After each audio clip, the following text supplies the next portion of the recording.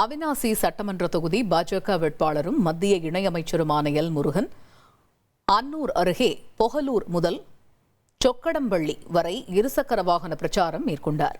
அப்பொழுது பொதுமக்கள் உற்சாக வரவேற்பு அளித்தனர். பின்னர் பேசிய அவர், அத்திக்கடவு அவிநாசி திட்டத்தில் ஏற்பட்ட குறைபாடுகள் சரி செய்யப்பட்டு விவசாயிகளுக்கு தண்ணீர் தடையில்லாமல் வழங்கப்படும் என்று தெரிவித்தார்.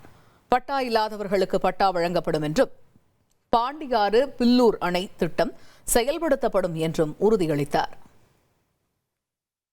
பட்டா என்பது ஏழை எளிய மக்கள் குடியிருப்பதற்கு வீட்டு பட்டா என்பது ஒரு பெரிய அத்தியாவசிய தேவையாக இருந்து கொண்டிருக்கிறது. நான் எடப்பாடியார் அவர்களும் ஐயா மோடி ஐயாவுடைய வீட்டு கட்டு திட்டத்தில் கிட்டத்தட்ட தமிழ்நாட்டில் ஏற்கனவே 9 லட்சம் பேருக்கு வீடு கட்டி கொடுத்துருக்கோம்.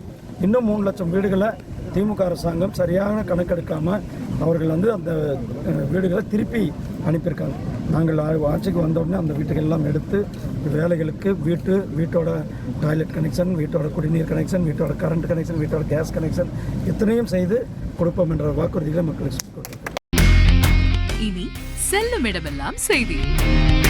தந்தி டிவியின் வாட்ஸ்அப் சேனலை ஃபாலோ பண்ணினா செல்ல இருக்கும் இடமெல்லாம் செய்தி. இதோ QR கோட் இப்பவே ஸ்கேன் பண்ணுங்க, ஃபாலோ பண்ணுங்க.